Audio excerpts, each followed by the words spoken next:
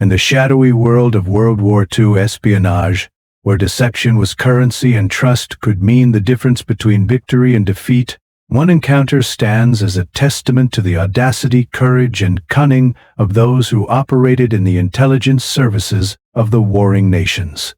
The story of an American woman who successfully penetrated German military security by posing as a Swedish journalist, gaining access to a German general and his army base, then systematically photographing classified military installations and intelligence, represents one of the most daring intelligence operations of the war.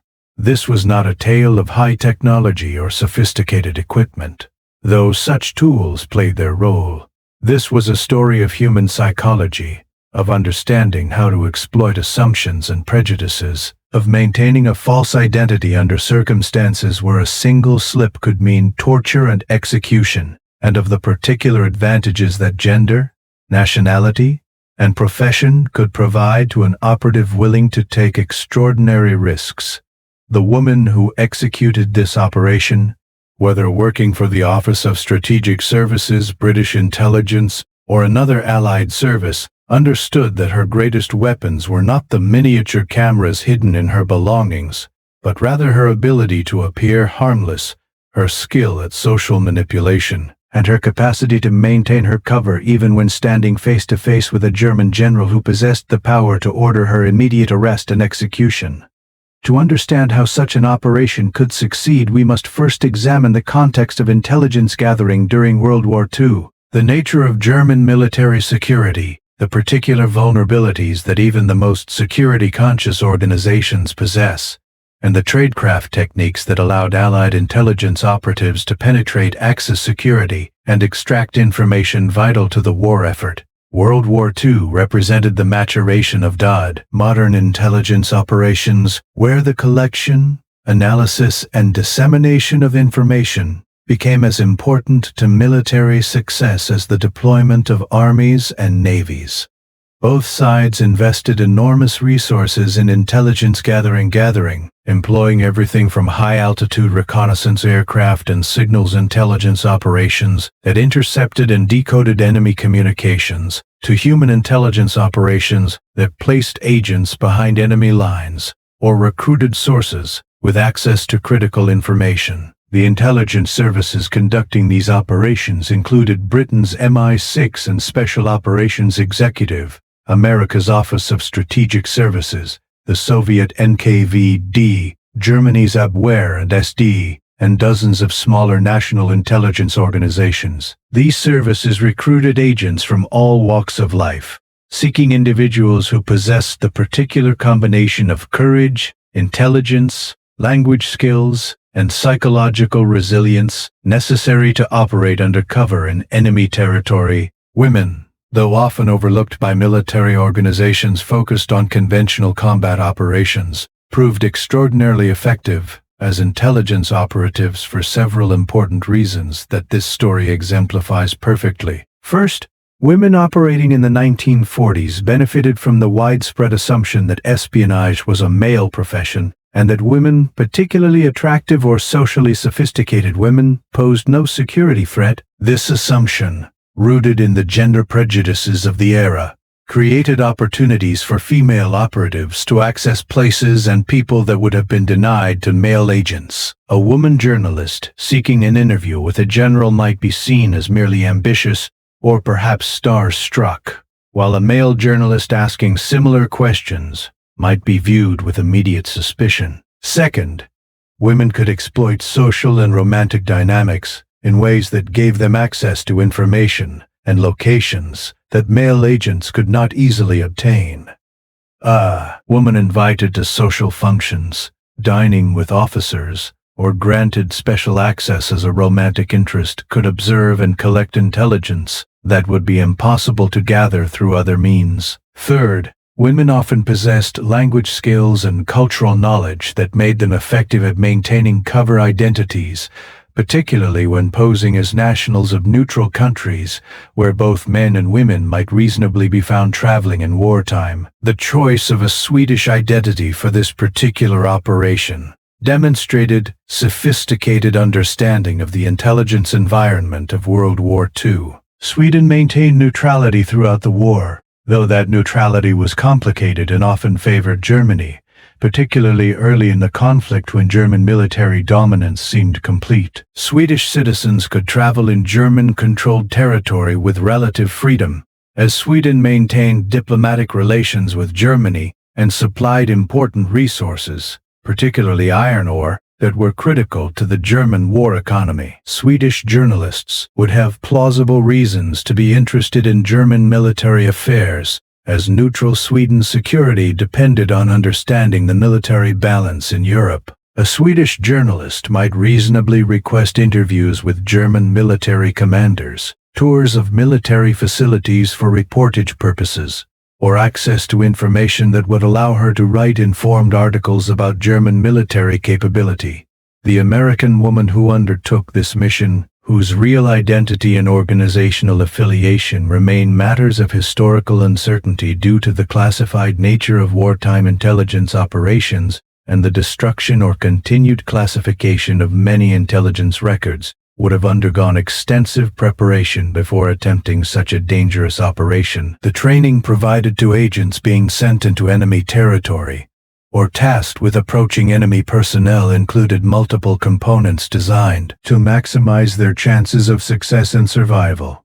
Language training was fundamental, as the operative needed to speak Swedish fluently enough to convince native German speakers that she was genuinely Swedish. This required not merely grammatical correctness, but also proper accent, appropriate use of idioms and colloquialisms, knowledge of Swedish culture and current events, and the ability to maintain the linguistic cover even under stress or when surprised. Intelligence services employed native speakers as trainers and tested their agents extensively to ensure they could maintain their linguistic cover. Cover identity development went far beyond simply memorizing a false biography. The operative needed to become her cover identity, internalizing every detail of her invented life story so completely that she could answer unexpected questions without hesitation, could discuss her supposed childhood in Sweden with convincing detail, could reference Swedish newspapers and radio programs she had supposedly followed, and could display the cultural assumptions and perspectives of a real Swedish person. This required extensive study of Swedish society, history, politics, and daily life. The operative would be provided with authentic Swedish documents, including passport, press credentials, letters of introduction, and other materials that would withstand inspection by German security services. These documents were often genuine items that had been stolen, purchased, or forged by expert craftsmen working for intelligence services. Photography training was essential for the mission's success. The operative needed to know how to use miniature cameras designed for covert photography, understand proper exposure settings for different lighting conditions, know how to photograph documents quickly and without being observed, and understand how to conceal and protect exposed film. The miniature cameras available to intelligence operatives in World War II, while primitive by modern standards, represented cutting-edge technology. Cameras like the Minox, developed in the 1930s, were small enough to be concealed in a hand, could produce high-quality images of documents, and could be operated quickly and quietly. However, using these cameras effectively required practice and skill. The operative needed to estimate distances correctly for proper focus, hold the camera steady enough to avoid blur, ensure adequate lighting without drawing attention, and execute the photography quickly enough to avoid detection. The operative also received training in surveillance detection, understanding how to determine if she was being followed or observed by German counterintelligence services. She learned communication protocols for contacting her handlers, passing intelligence to them safely, and receiving new instructions. She learned survival skills that might save her life if her cover was blown, including emergency procedures for destroying incriminating materials, techniques for evading pursuit, and protocols for emergency exfiltration if escape became necessary.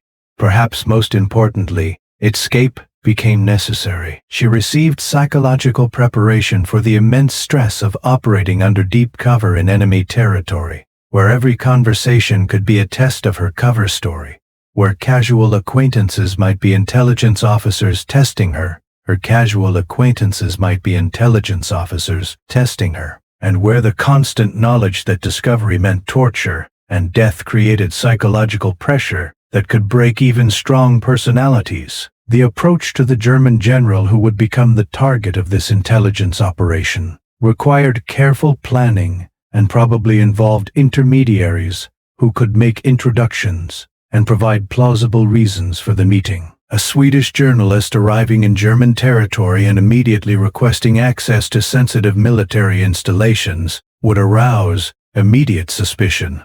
Instead, the operative would have built her cover gradually, perhaps spending time in German-controlled territory, establishing her credentials as a legitimate journalist, filing stories to Swedish publications that demonstrated her bona fides, making contacts with German press liaison officers who controlled access to military personnel, and carefully working her way up the chain until she could request an interview with a general officer. This process could take weeks or months, requiring the operative to maintain her cover constantly while slowly building the network of contacts and the reputation that would make her approach to the general seem natural and unsuspicious. The German general who became the target of this operation, whose identity is not clearly established in available historical accounts, would have held command authority over significant military forces and installations. German army generals in World War II commanded divisions, corps, or armies, depending on their rank and assignment. A division general commanded approximately 15,000 men organized into infantry, artillery, and support units. A corps general commanded multiple divisions, typically 40,000 to 100,000 men. An army general commanded multiple corps, potentially several 100,000 men. The installations these generals commanded included headquarters facilities, troop barracks, training areas, supply depots, vehicle parks, maintenance facilities, and defensive positions. These installations contained enormous amounts of information valuable to Allied intelligence, including the number and types of units stationed at the location, the equipment they possessed, the defensive preparations they had made, the communications facilities they used, and the personalities and capabilities of the officers commanding them. The meeting between the operative and the general would have been arranged through official channels, with the general's staff officers coordinating the details of the interview and visit. German generals, like senior military officers in all armies, had staff officers who handled their schedules, screened requests for meetings, and managed security for their commanding officer. The operative would have presented her credentials to these staff officers, explained her purpose as a Swedish journalist interested in writing about German military capability, and requested an interview and possible tour of military facilities. The staff officers would have checked her credentials, possibly contacted Swedish diplomatic representatives to verify her identity, and assessed whether granting access would serve German propaganda interests. Germany actively courted neutral journalists throughout the war, recognizing that favorable reporting in neutral nations could influence their policies and public opinion. The general, once he agreed to meet with the operativity, would have seen the encounter primarily as a propaganda opportunity rather than a security risk. German generals were often eager to demonstrate the power and efficiency of their forces to foreign observers, believing that such demonstrations would enhance German prestige and potentially discourage Germany's enemies. The general's staff would have arranged a program that included an interview in his office, a tour of selected facilities at the base, and possibly meals or social functions where the journalist could interact with German officers. This program, while carefully controlled to prevent exposure of sensitive information,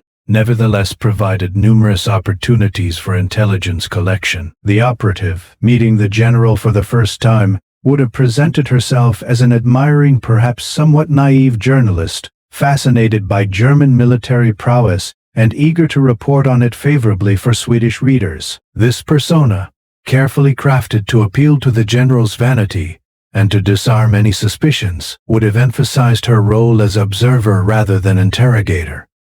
She would have asked questions that seemed to stem from journalistic curiosity rather than intelligence gathering, would have expressed appropriate admiration for German efficiency and power, and would have carefully avoided any questions or behaviors that might trigger security concerns.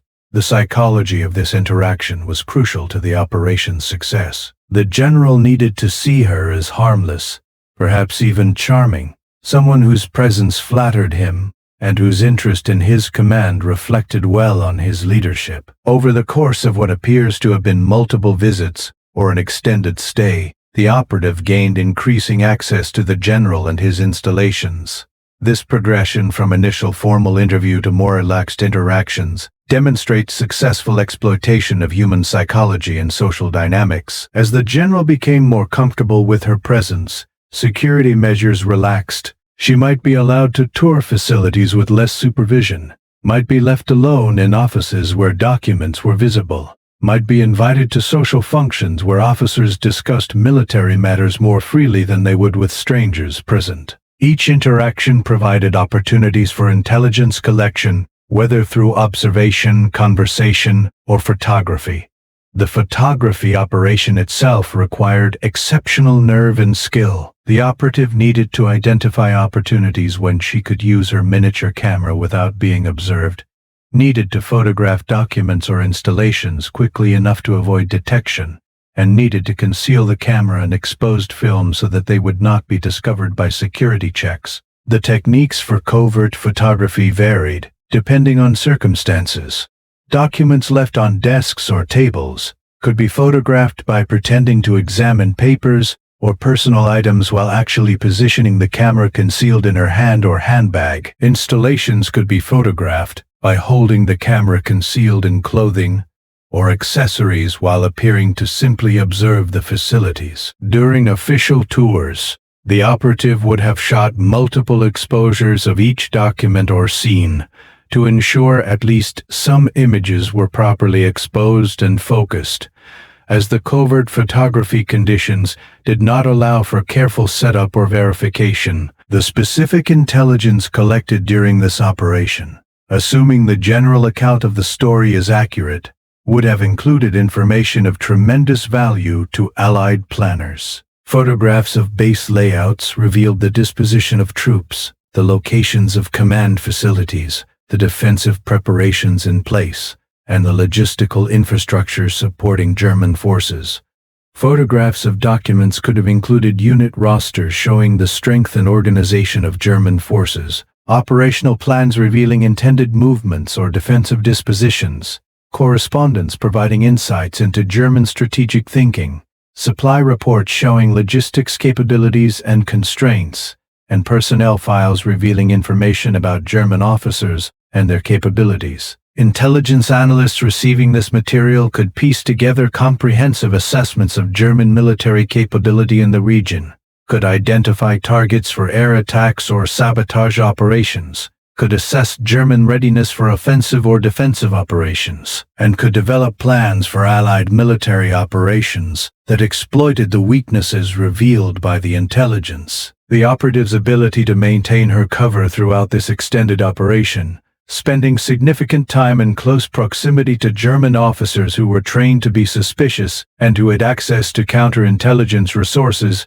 demonstrates extraordinary skill and psychological resilience. Every conversation was potentially a test of her cover story. Every social interaction required her to remain in character as a Swedish journalist, rather than revealing any hint of her true identity and purpose. The stress of maintaining this double life, knowing that discovery meant certain death, while simultaneously conducting the dangerous work of covert photography and intelligence collection, would have been crushing. Intelligence operatives working under such conditions reported experiencing constant fear, difficulty sleeping, inability to fully relax, even when alone, and the psychological burden of living a lie so complete that their real identity began to feel distant and unreal. The security vulnerabilities that allowed this operation to succeed deserve analysis, as they reveal important truths about the limitations of even sophisticated security systems.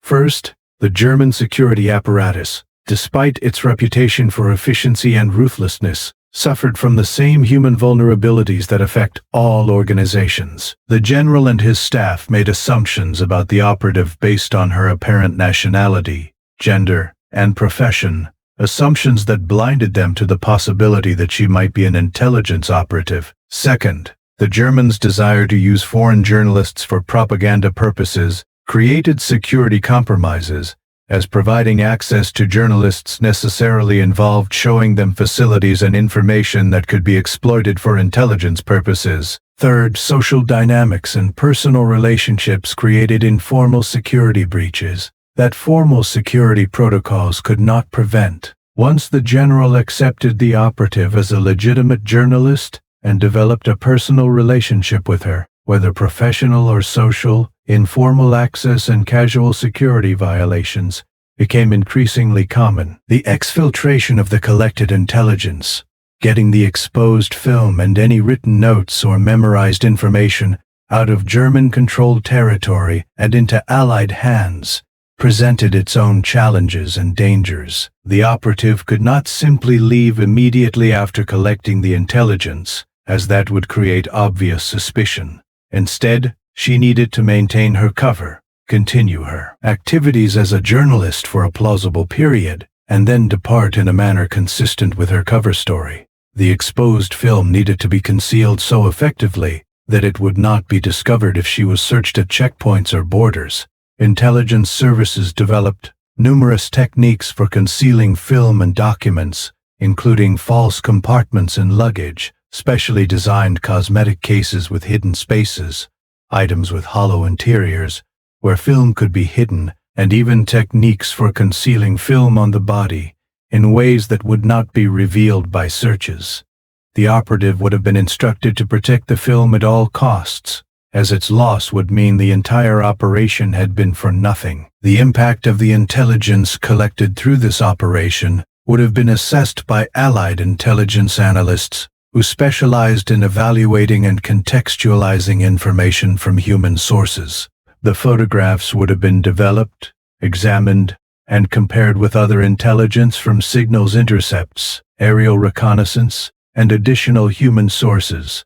The information would have been incorporated into intelligence reports distributed to military commanders planning operations in the region. The specific operational impact of this intelligence is difficult to assess without access to classified records that may still be restricted or may have been destroyed. However, intelligence of this type, providing detailed information about German military installations and capabilities, directly supported Allied military planning and contributed to the eventual defeat of Germany. The ultimate fate of the operative who conducted this mission remains unclear in publicly available historical accounts.